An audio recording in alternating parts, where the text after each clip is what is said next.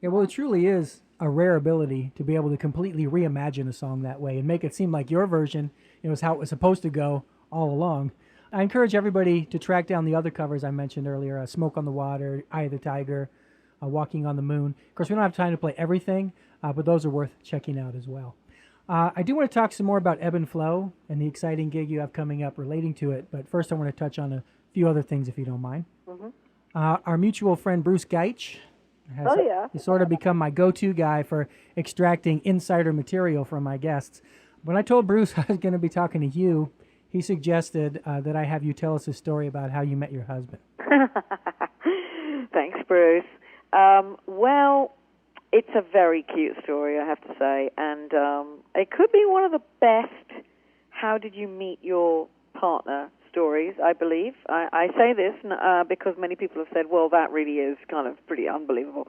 I was very young and very broke and very depressed, but living in London, of course, and being a quite a successful musician there, but we're just not particularly happy or healthy, I must say.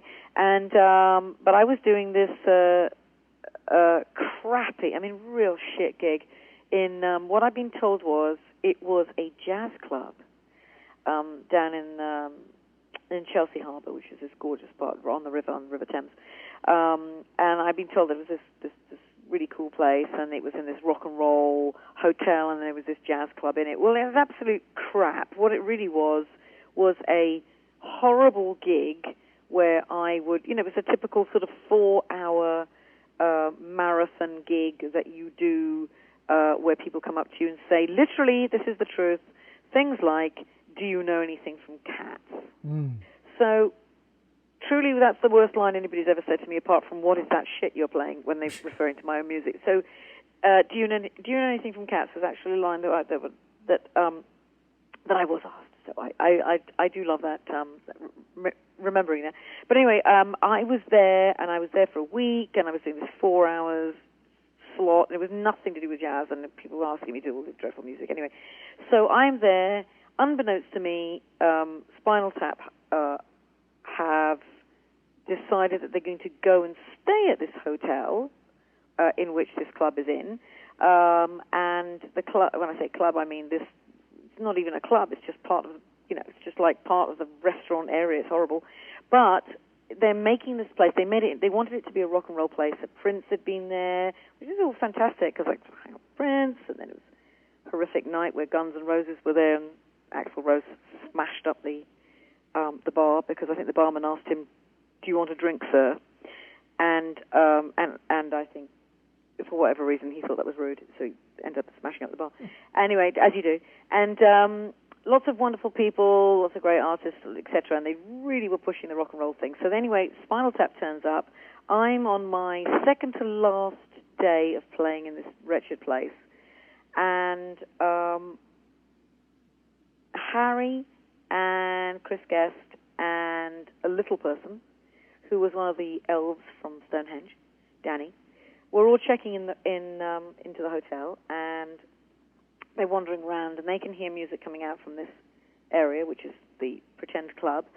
And I'm playing one of my own songs, and Harry, who I might add is pretty much looking as in he is Derek Smalls, because he's grown all the facial hair and he's had hair extensions put in. So basically, it's Derek Smalls. Wow. So he hears me, immediately falls for my voice, because unbelievably, his mother fell for his father's voice, because his father was an opera singer like mine was, or was trained as anyway. And he hears my voice, falls for the sound of my voice, which is an incredible thing in itself. And then they all wander into this place and come and watch me sing. And I finish my song, and I hear this sort of unusual rapturous applause from behind me, because everybody else was, wasn't even vaguely interested. So I hear this wonderful applause behind me, and I turn around, and standing behind me is Chris Guest, Derek Smalls, and an elf from Stonehenge. So I cannot believe this, because Spinal Tap, of course, is one of the greatest films ever made, as far as I'm concerned, as a musician, and I've seen it so many times at this point. So I rush up to them and say the marvelous line, "I know who you are." And if that wasn't powerful enough, I then started quoting the film at them, and none of them even batted an eyelid, or neither of them, because, of course, they don't remember any of the film because they have never seen it. Obviously, this was in mid-90s, and they hadn't seen it since they made it, as far as they don't remember their own quotes. That's only something that amateurs do. So, it was a double whammy of humiliation for me. But anyway, Harry and I sort of hit it off and had a drink, and I just sat there thinking, this is just the funniest and most surreal and ridiculous thing I've ever come across in my entire life. I'm sitting here in a bar with Derek Smalls and an elf, and this is just the most wonderful, surreal, and fantastic experience. Now, did Harry speak to you in his faux English accent or his No. American accent? Yeah. He spoke to me in and here's another great moment, I think, as I recall. This is what I mean by appealing to my sense of humor, and why I like to have. This is why laughter is so important to me. As I said, it's because I am a dark person inside. It just appealed to me so much. It was so funny. It was so wonderful. And Harry was so smart and so brilliant and so funny, and he was just a great person. I realized, and then at some point in our chat, and we're sitting in the bar, he shows. I was like, well, what do you, how do you actually look? And he showed me his driver's license, and I screamed. And so you can imagine how good that made him feel. So I screamed. So every single thing went wrong. Everything at the beginning of our relationship was just a mess. It was a mess of the wrong things being said, and me acting like a complete arsehole, and him saying the wrong. It was a mess. So as far as I'm concerned, if you can get through that, you can get through anything. But it was fairly immediate, and he fell for me musically, and then we got on unbelievably well, and I just thought this really is the funniest thing probably that will ever happen to me in my entire life. So it was a significant moment, and then we sort of spoke then he left, and then we had one date, and he left, and spoke every morning for 2 months. And then I sold a few things I had, which wasn't very much, and packed 2 bags and waved goodbye to my friends and turned up on his doorstep and asked him to marry me. Good move, Judith. Worked out well for you. Thank you. Worked out pretty well, huh? But, so it all came from Spinal Tap, which is fantastic. And it makes even more sense that I've been the horrific backup singer on some of their finest, like Glastonbury and Wembley and stuff like that, as my alter ego, Arnica, who I do so love to play. But yeah, Spinal Tap is the reason we're together with, so I'm very grateful to it, it's just wonderful. As you say that about quoting the movie and they give you the blank look, apparently the same thing happened when George Harrison made friends with the guys from Monty Python. He was always quoting Monty Python routines to them and wanting them to play along, and they kept looking at him like, "What the hell are you talking about?" They didn't even remember it, and they wrote it. They don't even remember it. Yeah.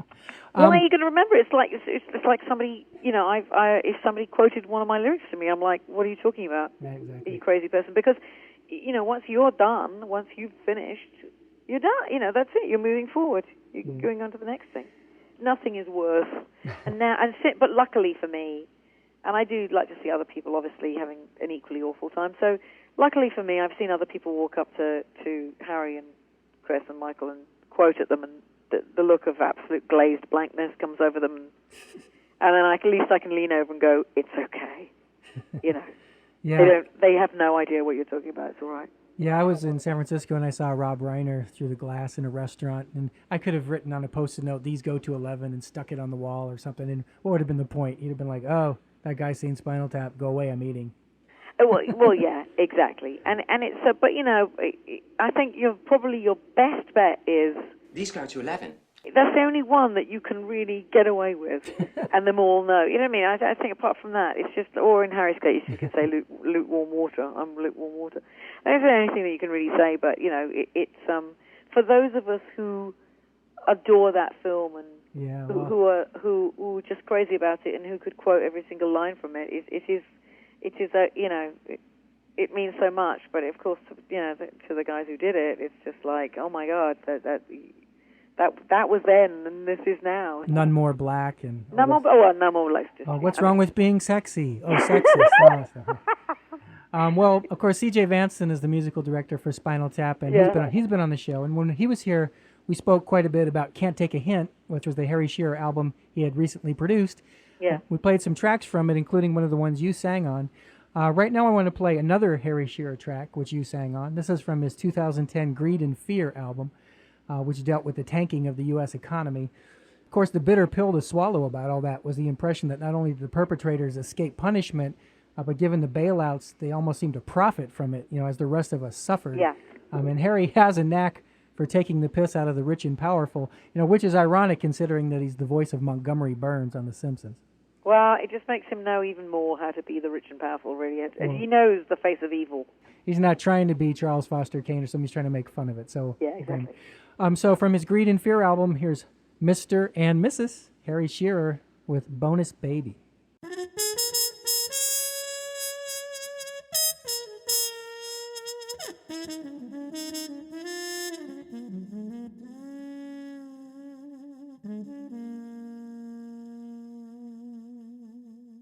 My baby was a wicked trader, brains of a gamer, balls of a blader. Forbes called him a financial Darth Vader.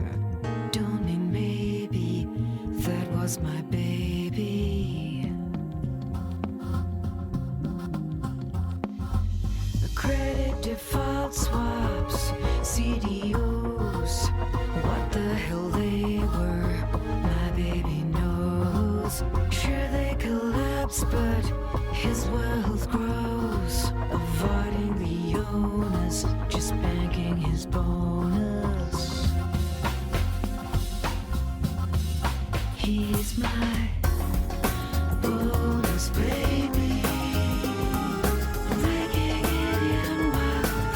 Going down, bonus baby, taking on water, but we'll never drown. He worked for a company too big to fail. Now it's worth less than a bag full of mail. His yacht has gold thread in its sail. From the deck he will phone us and brag on his bonus. The bonus was paid to keep him around, so the money that vanished could somehow be found, and his fabulous trades could be somehow unwound. As a millions he's sitting, tomorrow he's quitting. He's my bonus baby, keeping his calm while the country goes crazy. Bonus baby, pulling the chain and protecting his daisy.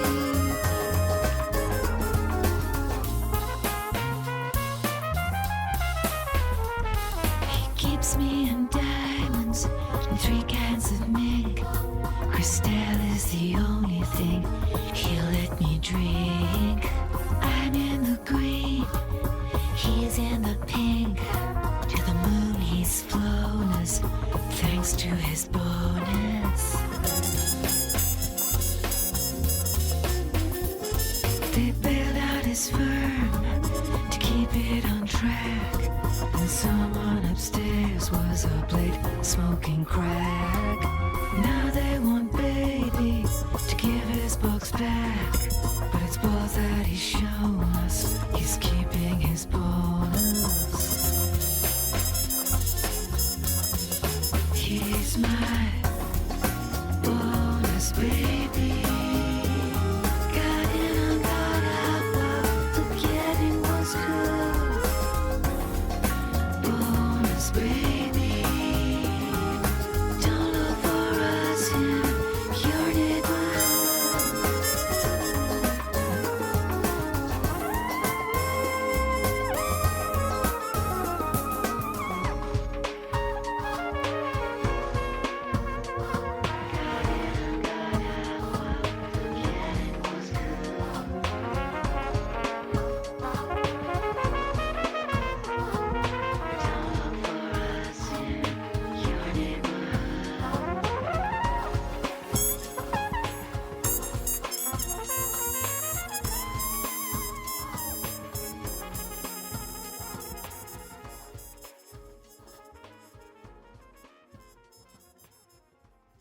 Well, another thing that CJ and I spoke about was the Unwigged and Unplugged tour, where Harry, Michael McKean, and Christopher Guest did acoustic versions of material from For Your Consideration, Waiting for Guffman, and Mighty Wind, and of course, this is Spinal Tap. The only additional musician they brought along was CJ on keyboards, but they did feature 2 guest vocalists. One was Michael McKean's wife, Annette O'Toole, who performed Kiss at the End of the Rainbow, the Oscar-nominated song which she co-wrote with her husband. The other guest vocalist, I think you know where I'm going with this, was you. Mm-hmm. You and Christopher Guest performed A Penny for Your Thoughts from Red, White, and Blaine, the hilarious show within a show in one of the all-time funniest movies, probably right up there with Spinal Tap for me, Waiting for Guffman. Yeah. The Milwaukee performance of the tour was filmed and released on DVD. I'm about to play the audio of your performance. This comes relatively deep in the set, and up to that point, Christopher Guest has been mainly doing Spinal Tap and Folksmen songs. So this is the first appearance of his Corky St. Clair voice, which you'll hear get a big reaction from the audience. In the movie, Parker Posey delivers a pretty amateurish vocal performance, which is by design. You know, her character's not supposed to be very good. But with yourself being the consummate professional, I doubt you could have quite captured that ingenue who works at Dairy Queen vibe, even if you wanted to. So what was the discussion that took place during the planning phase of the tour regarding what you should sing and how you should sing it? There's very little planning, really. I mean, I'm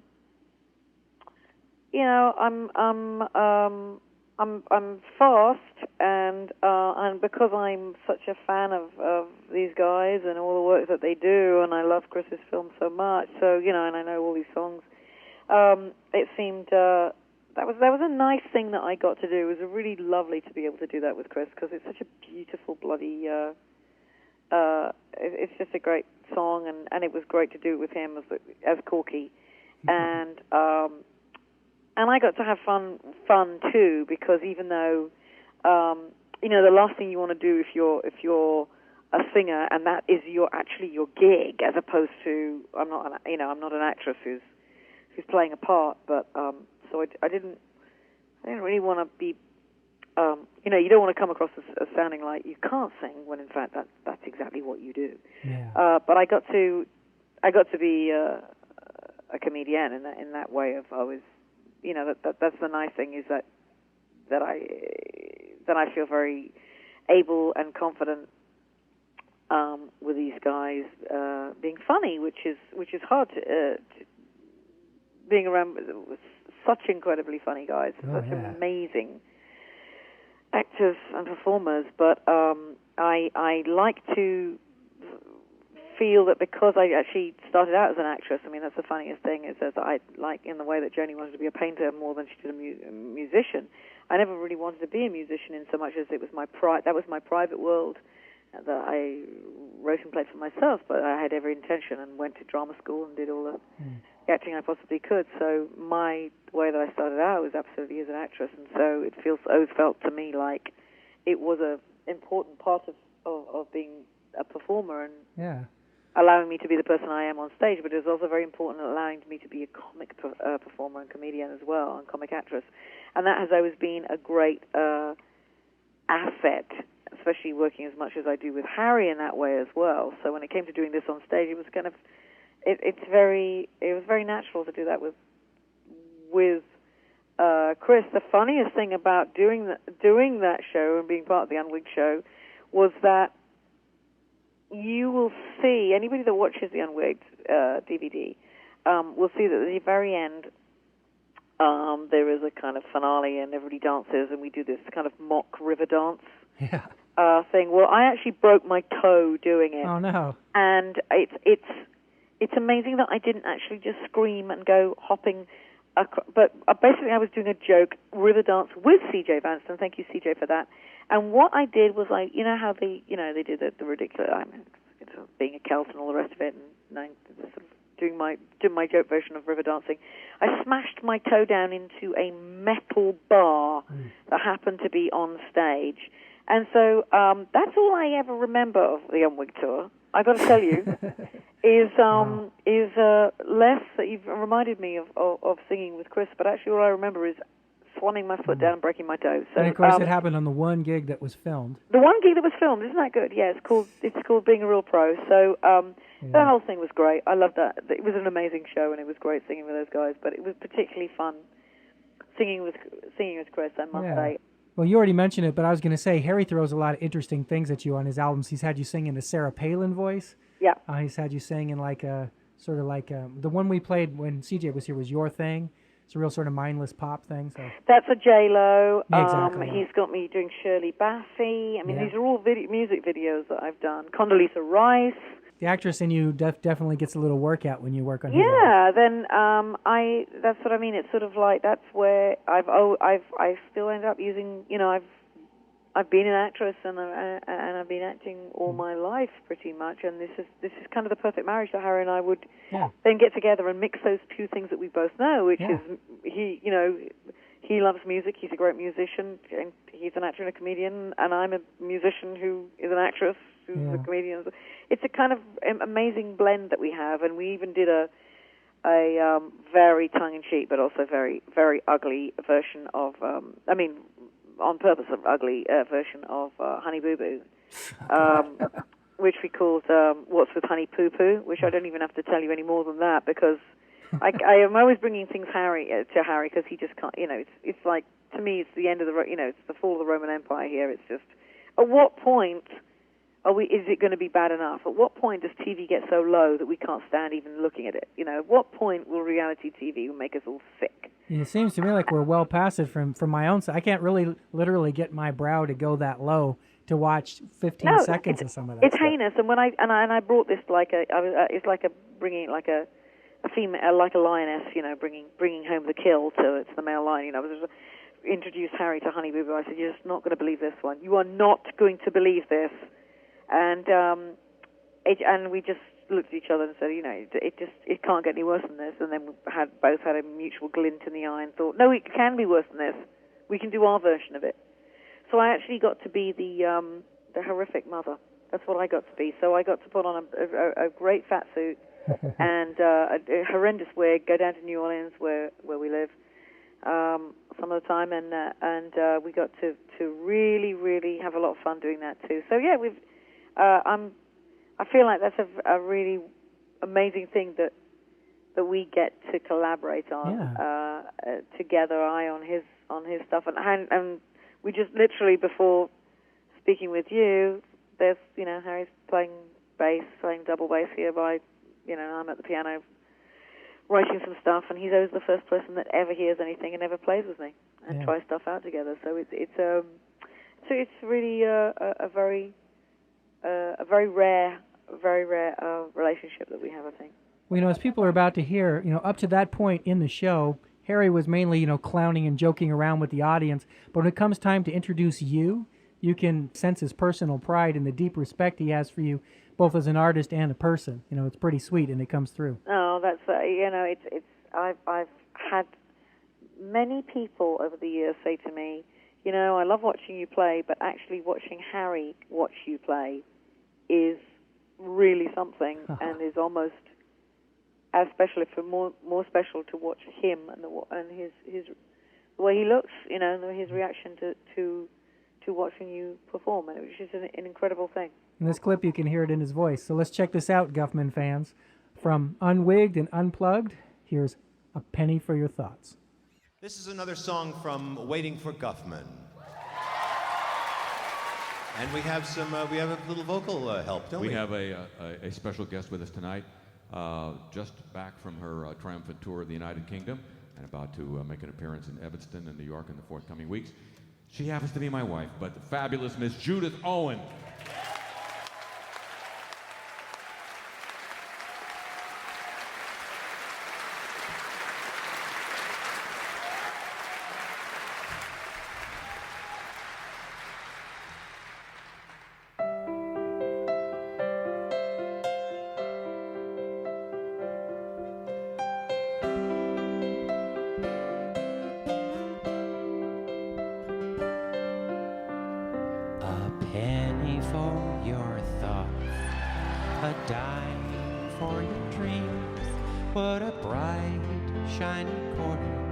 buy a peek at your schemes.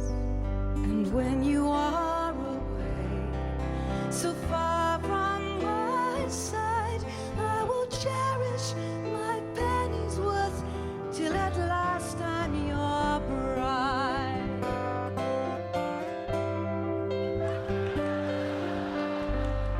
A penny for your thoughts, let's call it a deal. I don't have any secrets, you know how I feel. And when I am away, your penny I'll keep As your guardian angel on watch as you sleep. I know you'll return, dear. My heart tells me true. The light in my window burns only for you.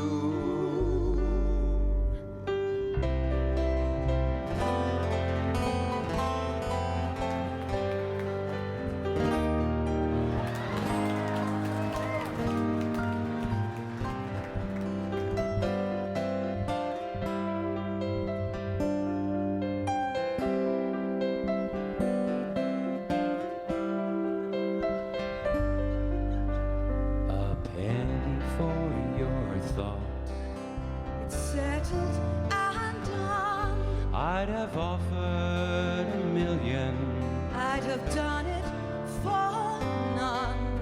I reckon we're in love, and married we'll be, and all for a penny, a bright copper penny, the penny that brought you to me.